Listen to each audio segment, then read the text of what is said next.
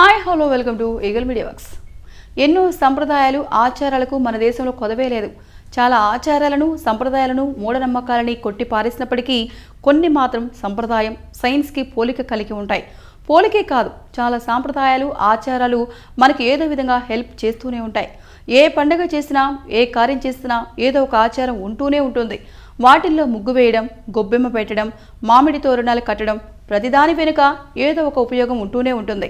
ఇదిలా ఉంటే అసలు మనకి ఇంతమంది దేవుళ్ళు ఎందుకు ఉన్నారు అనే విషయం ఇప్పుడు తెలుసుకుందాం. మొదటి నుండి మనల్ని పాలించే రాజును దైవంగా పూజించే ఆచారం ఉంది.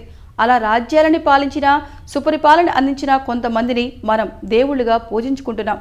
ఛత్రపతి శివాజీని దేవుడి కంటే ఎక్కువగా కొలుస్తారు ప్రజలు. అంతేకాదు, సమాజానికి దేశానికి మంచి పనులు చేసిన వారిని పూజించే సాంప్రదాయం మనకు ఉంది. చెడు చేసిన వారిని దూషిస్తారు కూడా. రాముడు, రావణాసురుడు ఉదాహరణ. భారతదేశంలో ఇష్టదైవ ఆరాధన అని ఓ పద్ధతి ఉంది. దీనిలో భాగంగా ఎవరికి నచ్చిన దేవుళ్లను వారు సృష్టించుకోవచ్చు, ఆరాధించవచ్చు. ప్రతి గ్రామానికి ఓ గ్రామ దేవత ఉంటుంది. ప్రతి ఏడు ఆమెకు తిరునాళ్లు చేస్తూ ఉంటారు. ఇది గ్రామ ప్రజలు కలవడానికి దోహదపడుతుంది. అలా కలవడం గ్రామ ప్రజల మధ్య ఐక్యతను తెలుపుతుంది. అలా కలిసినప్పుడు కష్ట సుఖాలు చెప్పుకోవడమే కాదు, బాధలు పంచుకోవడానికి, ఒకరికొకరు సహాయం చేసుకోవడానికి తోడ్పడుతుంది.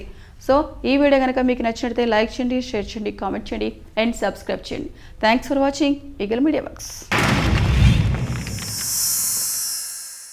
Like and subscribe Eagle Media Works.